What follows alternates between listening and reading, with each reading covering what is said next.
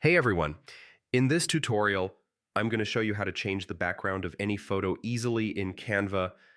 Yeah, it's super simple and works for free or pro users. First, log into your Canva account with your email, Google, or Facebook. Once you're in, click on Create a Design and choose the size or template you want to work with. Next, upload the photo you want to edit. Just drag it into the editor or click Uploads and select your image from your computer. Now click on your photo to select it. In the top menu, you'll see an option called Edit Image. Click that and then choose Background Remover. Canva will automatically remove the background in a few seconds. Pretty neat. After removing the background, you can add a new one. Click Elements or Photos from the left panel to pick a background, or just add a solid color if you want something clean. Adjust the photo placement until it looks perfect, and that's it.